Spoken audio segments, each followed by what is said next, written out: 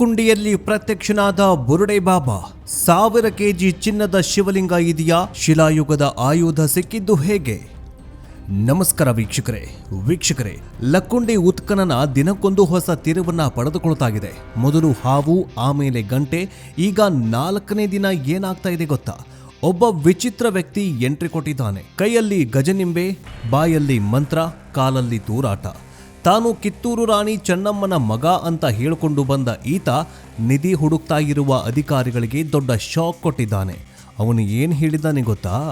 ನೀವು ಅಗಿತಾ ಇರೋದು ತಪ್ಪು, ಅಲ್ಲಿ ಏನೂ ಇಲ್ಲ. ಅದರ ಪಕ್ಕದಲ್ಲೇ 1000 ಕೆಜಿ ತೂಕದ ಚಿನ್ನದ ಶಿವಲಿಂಗ ಮತ್ತು 1 ಕ್ವಿಂಟಲ್ ತೂಕದ ಚಿನ್ನದ ದೇವಿಯ ವಿಗ್ರಹ ಇದೆ ಅಂತ ಹೇಳಿದ್ದಾನೆ. ಇದು ಹುಚ್ಚನ ಪ್ರಲಾಪನ ಅಥವಾ ನಿಜವಾಗಲೂ ಅವನಿಗೆ ಏನಾದರೂ ಕಾಣಿಸ್ತಾ ಇದೆಯಾ? ಇನ್ನೊಂದು ಕಡೆ ಮಣ್ಣಿನ ಅಡಿಯಲ್ಲಿ ಸಾವಿರಾರು ವರ್ಷಗಳ ಹಳೆಯ ಶಿಲಾಯುಗದ ಆಯುಧ ಸಿಕ್ಕಿದೆ. ಜೊತೆಗೆ ಕಾರ್ಮಿಕರು ನಮಗೆ ಕೂಲಿ ಸಿಗ್ತಾ ಇಲ್ಲ ಅಂತ ಕೆಲಸ ನಿಲ್ಲಿಸಿ ಪ್ರತಿಭಟನೆ ಮಾಡ್ತಿದ್ದಾರೆ. ಒಂದೇ ದಿನ ಲಕ್ಕುಂಡಿಯಲ್ಲಿ ಏನೆಲ್ಲ ನಡೀತು?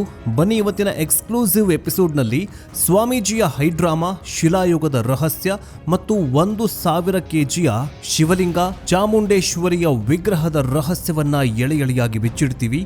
ಜೊತೆಗೆ ಕಾರ್ಮಿಕರ ಕಷ್ಟವನ್ನ ಎಳೆಯಾಗಿ ಬಿಚ್ಚಿಡ್ತೀವಿ. ಯಾಕಂದ್ರೆ ಉತ್ಖನನಕ್ಕೆ ಬಳಸ್ಕೊಳ್ತಾ ಇರುವಂತಹ ಕಾರ್ಮಿಕರಿಗೆ ಸರಿಯಾದ ಸಂಬಳ ಕೊಡ್ತಾ ಇರುವಂತೆ ಇದರ ಬಗ್ಗೆ ಎಳೆಯಾಗಿ ಬಿಚ್ಚಿಡ್ತೀವಿ.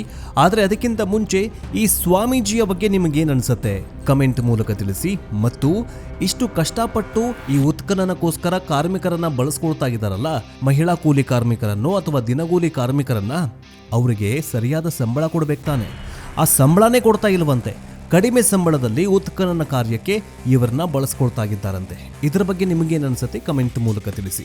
ಬನ್ನಿ ವಿಡಿಯೋವನ್ನ ಶುರು ಮಾಡೋಣ. ಲಕ್ಕುಂಡಿಯಲ್ಲಿ ಈಗ ಉತ್ಖನನ ನಡೆದು 4-5 ದಿನ ಕಳೆದಿದೆ.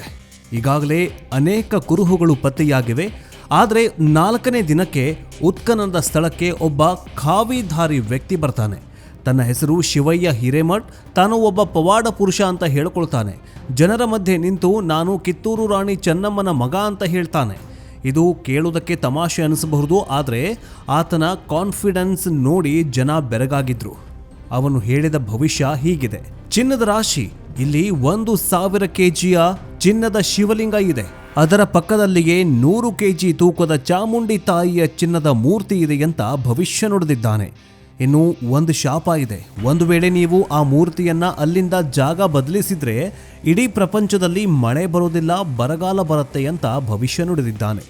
ಇನ್ನು ಹಿಮ್ಮುಖ ನಡಿಗೆ, ತಾನು ಹೇಳಿದ್ದು ಸುಳ್ಳಲ್ಲ ಅಂತ ತೋರಿಸೋಕೆ ಹಿಮ್ಮುಖವಾಗಿ ಅಂದರೆ ರಿವರ್ಸ್ ನಡೆಯೋದಕ್ಕೆ ಶುರು ಮಾಡಿದ್ದಾನೆ. ಆದರೆ ಅಸಲಿ ಕತೆ ಏನು ಗೊತ್ತಾ?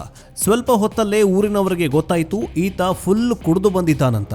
ಗ್ರಾಮಸ್ಥರು ಆತನಿಗೆ ಚೆನ್ನಾಗಿ ಕ್ಲಾಸ್ ತಗೊಂಡು ಅಲ್ಲಿಂದ ಹೋಗ್ತೀಯಾ ಇಲ್ವಾ ಅಂತ ಗದರಿಸಿದ ಮೇಲೆ ಆ ಬುರುಡೆ ಬಾಬಾ ಅಲ್ಲಿಂದ ಓಡ್ ಹೋಗಿದ್ದಾನೆ. ಆದರೆ ಅವನು ಹೇಳಿದ 1000 ಕೆಜಿ ಚಿನ್ನದ ಮಾತು ಊರಲ್ಲಿ ಒಂದು ದೊಡ್ಡ ಚರ್ಚೆಯ ವಿಷಯವಾಗಿದೆ. ಮಣ್ಣಿನ ಅಡಿಯಲ್ಲಿ ಸಿಕ್ತು ಶಿಲಾಯುಗದ ಆಯುಧ. ಸ್ವಾಮೀಜಿಯ ಡ್ರಾಮಾ ಒಂದು ಕಡೆ ಆದರೆ ಅಲ್ಲಿ ಸಿಕ್ಕಿರೋ ಐತಿಹಾಸಿಕ ಸಾಕ್ಷಿ ಇನ್ನೊಂದು ಕಡೆ. 4ನೇ ದಿನ ಮಣ್ಣು ಅಗೆಯುವಾಗ ಒಂದು ವಿಚಿತ್ರ ಕಲ್ಲು ಸಿಕ್ಕಿದೆ.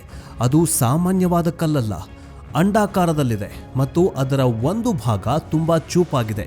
ಪುರಾತತ್ವ ಇಲಾಖೆಯ ಪ್ರಕಾರ ಇದು ಶಿಲಾಯುಗದ ಕೊಡಲಿ ಅಥವಾ ಆಯುಧವಾಗಿದೆ. ಅಂದರೆ ಸಾವಿರಾರು ವರ್ಷಗಳ ಹಿಂದೆ ಆದಿಮಾನವರು ಬೇಟೆ ಆಡೋದಕ್ಕೆ ಅಥವಾ ಮರ ಕಡಿಯೋದಕ್ಕೆ ಬಳಸ್ತಾ ಇದ್ದ ಕಲ್ಲು ಅಂತ ಹೇಳಲಾಗಿದೆ. ಲಕ್ಕುಂಡಿಯಲ್ಲಿ ಕೇವಲ ರಾಜರ ಇತಿಹಾಸವಷ್ಟೇ ಅಲ್ಲ, ಆದಿಮಾನವರ ಇತಿಹಾಸವೂ ಕೂಡ ಅಡಗಿದೆ ಅನ್ನೋದಕ್ಕೆ ಇದು ಕೂಡ ದೊಡ್ಡ ಸಾಕ್ಷಿಯಾಗಿದೆ. ಇದರ ಜೊತೆಗೆ ದೇವಸ್ಥಾನದ ಕಂಬದ ಭಾಗಗಳು, ಛಾವಣಿಯ ಭಾಗಗಳು ಮತ್ತು ಮತ್ತೊಂದು ಕಡೆ ಮತ್ತೊಂದು ಲೋಹದ ಗಂಟೆ ಕೂಡ ಸಿಕ್ಕಿದೆ. ಉತ್ಖನನ ಏನೋ 4ನೇ ದಿನ ಪೂರ್ಣಗೊಂಡು 5ನೇ ದಿನಕ್ಕೆ ಕಾಲಿಟ್ಟಿದೆ ನಿಜ. ಆದರೆ ಉತ್ಖನನಕ್ಕೆ ಒಂದು ಕಡೆ ಹಾವು ಪ್ರತ್ಯಕ್ಷವಾಗ್ತಾ ಇದೆ.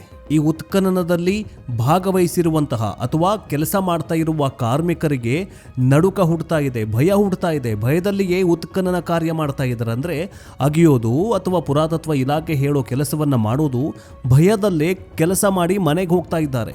ಮನೆಗೆ ಹೋದ ನಂತರ ರಾತ್ರಿ ಹಾವು ಕನಸಲ್ಲಿ ಬರ್ತಾ ಇದೆ, ಸ್ವಾಮಿ ನಾವು ನಾಳೆಯಿಂದ ಕೆಲಸಕ್ಕೆ ಬರೋದಿಲ್ಲ ಅಂತ ಹೇಳಿ ಕಾರ್ಮಿಕರು ಕೈ ಕೊಡ್ತಾ ಇದ್ದಾರಂತೆ. ಇದೆಲ್ಲವೂ ಕೂಡ ಒಂದು ಕಡೆಯಾದರೆ ಉತ್ಖನನಕ್ಕೆ ಈಗ ಪ್ರತಿಭಟನೆಯ ಬಿಸಿ ತಟ್ಟಿದೆ. ಅದು ಯಾರ ಪ್ರತಿಭಟನೆ ಅಂತೀರಾ? ಕಾರ್ಮಿಕರ ಪ್ರತಿಭಟನೆ ಬಿಸಿ ತಟ್ಟಿದೆ. ಉತ್ಖನನ ಅಂತಂದ್ರೆ ಬರೀ ನಿಧಿಯಲ್ಲ, ಅಲ್ಲಿ ಬೆವರು ಸುರಿಸೋ ಕಾರ್ಮಿಕರ ಕಷ್ಟವೂ ಕೂಡ ಇದೆ. 4ನೇ ದಿನ ಕೆಲಸ 45 ನಿಮಿಷ ತಡವಾಗಿ ಶುರುವಾಯಿತು. ಯಾಕಂದ್ರೆ ಕಾರ್ಮಿಕರು ಕೆಲಸ ಮಾಡಲ್ಲ ಅಂತ ಮುಷ್ಕರ ಮಾಡಿದ್ರು. ಇವರ ಬೇಡಿಕೆ ಏನು?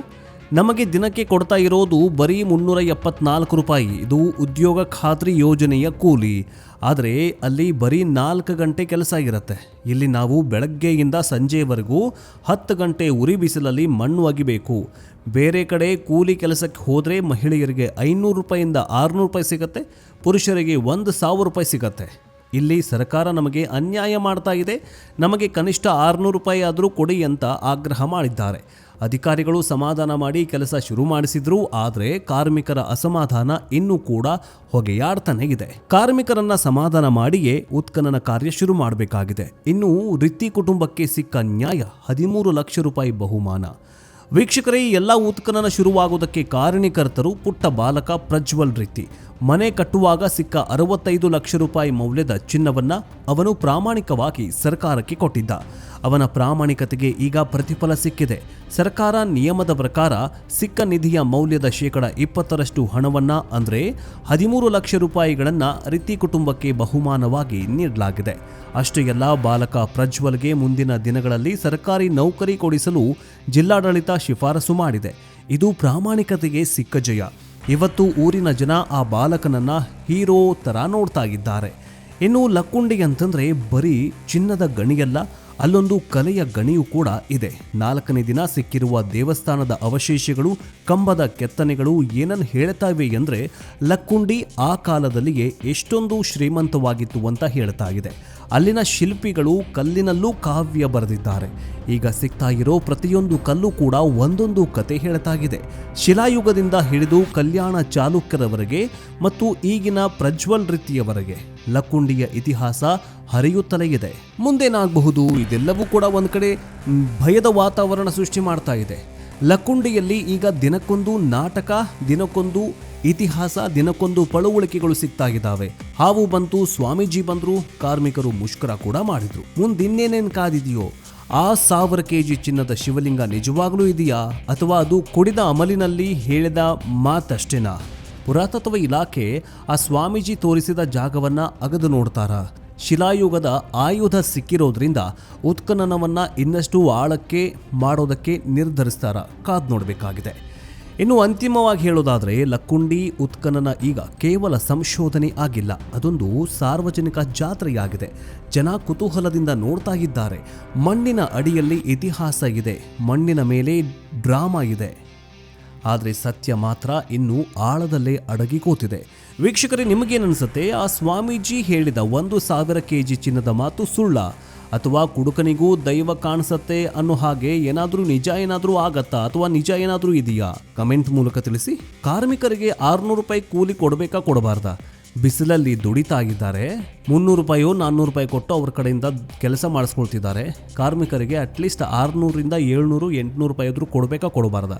ಕಮೆಂಟ್ ಮೂಲಕ ತಿಳಿಸಿ. ಇನ್ನು ಪ್ರಜ್ವಲ್ ರೀತಿ ತರಹ ಎಲ್ಲರೂ ಕೂಡ ಪ್ರಾಮಾಣಿಕರಾಗಿ ಇರ್ತಾರಾ? ಮುಂದಿನ ದಿನಗಳಲ್ಲಿ ನಿಧಿ ಏನಾದರೂ ಸಿಕ್ಕರೆ ಸರ್ಕಾರಕ್ಕೆ ಒಪ್ಪಿಸ್ತಾರಾ? ನಿಮಗೇನನ್ಸದೆ? ಕಮೆಂಟ್ ಬಾಕ್ಸ್ನಲ್ಲಿ ತಿಳಿಸಿ. ವಿಡಿಯೋ ಇಷ್ಟವಾದರೆ ಲೈಕ್ ಮಾಡಿ, ಜೊತೆಗೆ ಶೇರ್ ಮಾಡಿ. ಲಕ್ಕುಂಡಿಯ ಕ್ಷಣ ಮಾಹಿತಿಗಾಗಿ ನಮ್ಮ ಯೂಟ್ಯೂಬ್ ಚಾನಲನ್ನು ಬೇಗ ಸಬ್ಸ್ಕ್ರೈಬ್ ಮಾಡ್ಕೊಳ್ಳಿ. ಮುಂದಿನ ಅಪ್ಡೇಟ್ನೊಂದಿಗೆ ಬೇಗ ವಾಪಸ್ ಬರ್ತೀವಿ. ಜೈ ಹಿಂದ್, ಜೈ ಕರ್ನಾಟಕ, ವಂದೇ ಮಾತರಂ.